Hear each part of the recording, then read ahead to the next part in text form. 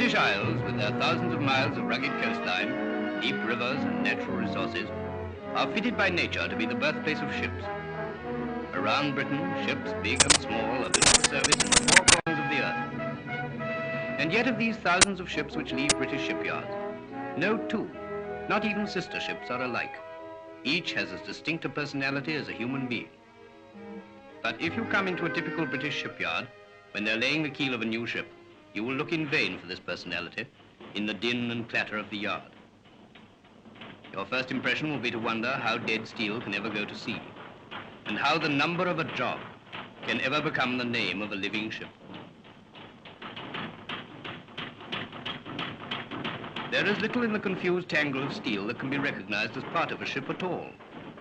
This giant casting, for instance, hardly looks as if it will one day become merged in the graceful stern of a ship, giving the steering and propelling gear invisible strength.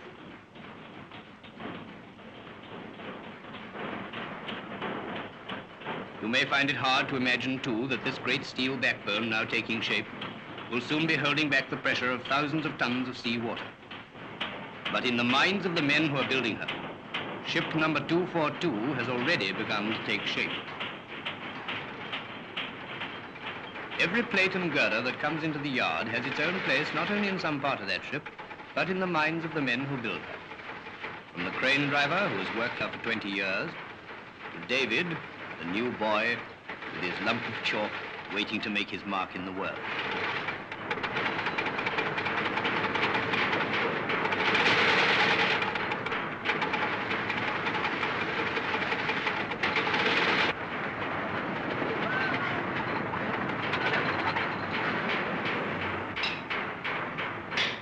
David's father works with red-hot steel.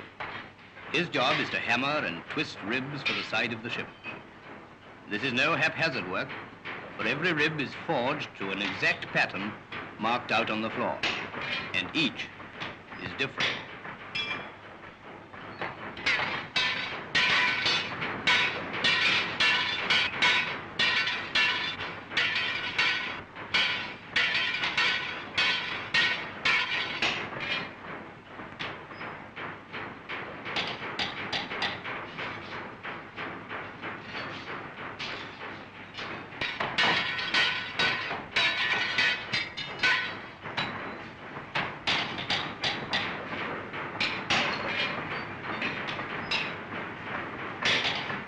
It's hard work and it's hot work.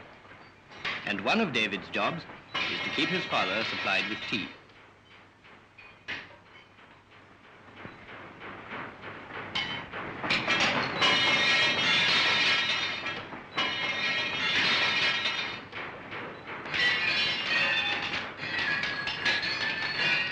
Cranes carry the finished ribs away to great machines which chew holes in half-inch steel as if it were cardboard. And if the hole is only the slightest bit out, you can throw the rib away.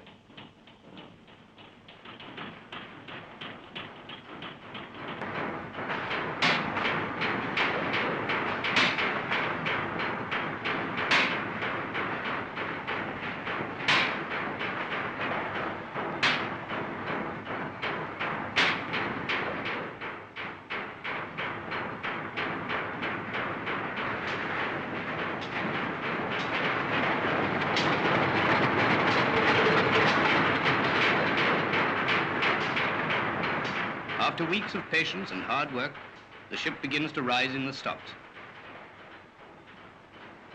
As the last ribs are fitted into position, we can see the outlines of a ship.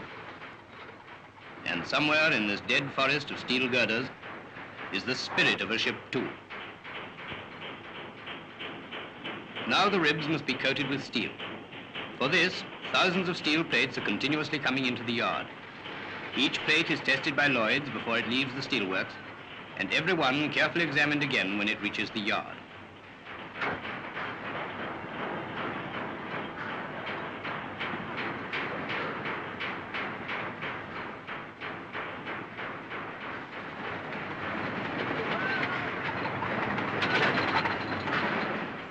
To us, perhaps, one plate seems the same as another, but the men know exactly where each plate belongs, including this one.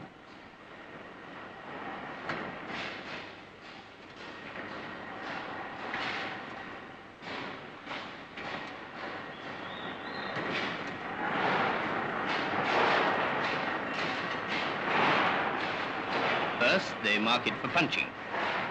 In this case, it is punched by a special multiple punching machine.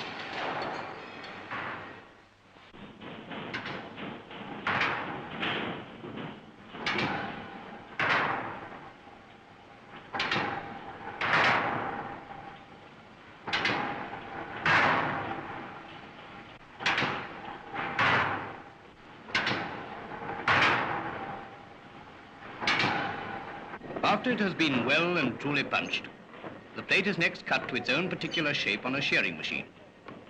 Thus it will fit snugly alongside the thousands of others which form the sides of the ship.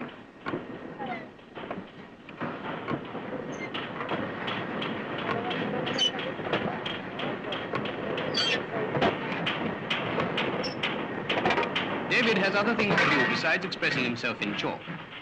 He is learning his trade. At first, helping to keep the yard tidy, picking up scrap as it falls from the machine. David has a great friend called Jock. Jock intends to be an electric welder like his brother. And in a year, he and David will be apprenticed to their trades. For 5 years, they will do nothing but learn. The skill and craft of shipbuilding is a tradition which carries on beyond the span of any man's life. It cannot be learnt in a book. It must be handed on from one to another, from father to son, from brother to brother.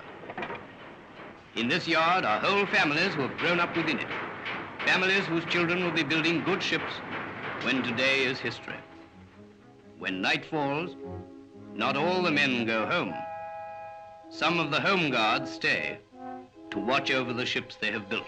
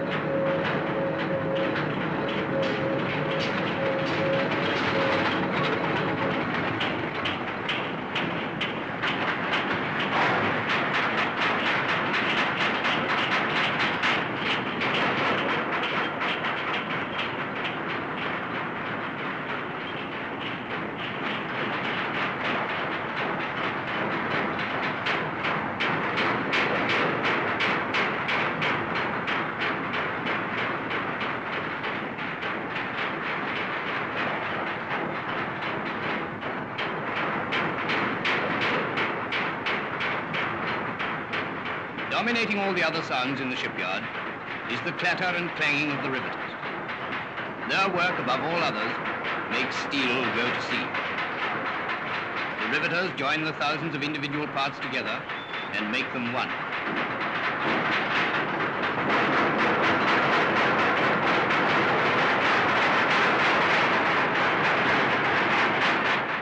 500,000 rivets will go into this ship, and one faulty rivet, only one, may cause a ship to spring a leak.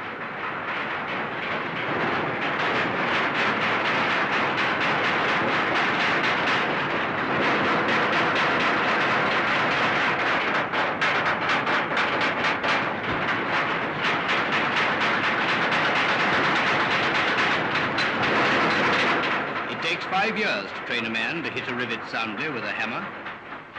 The boys, who one day will be riveters, learn their jobs within sight of their fathers and brothers.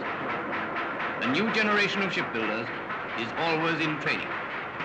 As the steel sides are hammered together, fresh armies of workers seal up her steel plates so that not even a drop of water may creep in between. Painters, too, climb all over her sides, and soon each steel plate merges into the next under a uniform of glistening paint.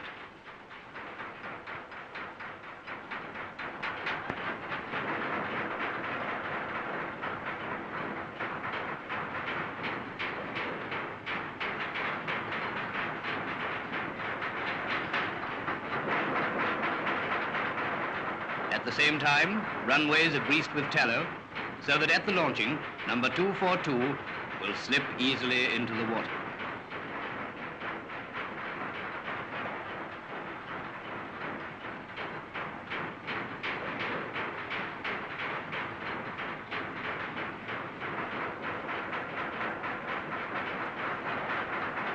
Suddenly, behind the tangle of the shipyard, there is a ship. And now a new army takes possession. Carpenters, plumbers, electricians, and a dozen others. And each man gives something of himself to the character of the ship.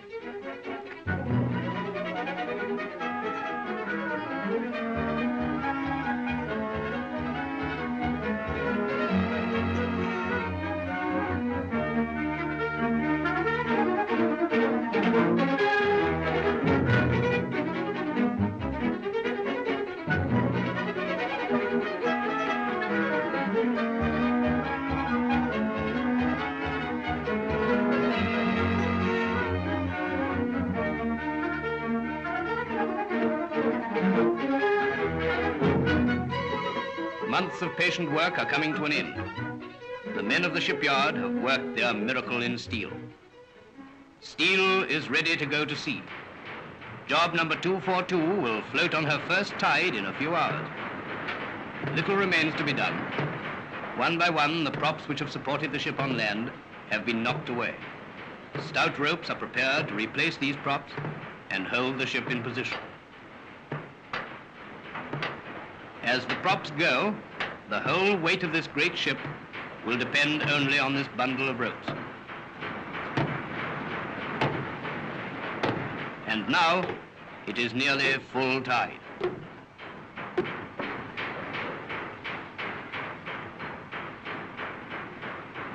As the time draws near, the men in the yard, and their wives and children and people from miles around, gather to see how number 242 takes the water. For a little while, the noises of the yard are stilled.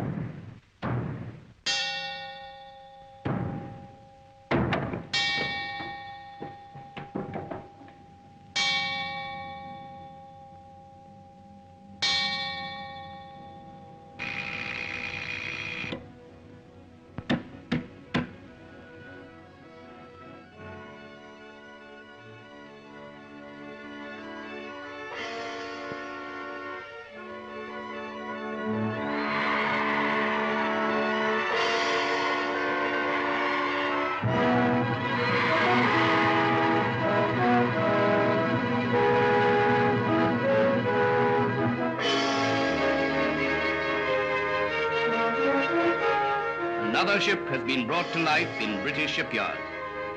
She is an individual with a character of her own. But she is also one of the great and ever-growing family, the family of British-built ships. Like the rest of her kindred, she will serve her owners well and do her job wherever she sails. And after her, in a ceaseless flow, come ships and yet more ships for the British Merchant Navy. Back in the yards, another keel is being laid.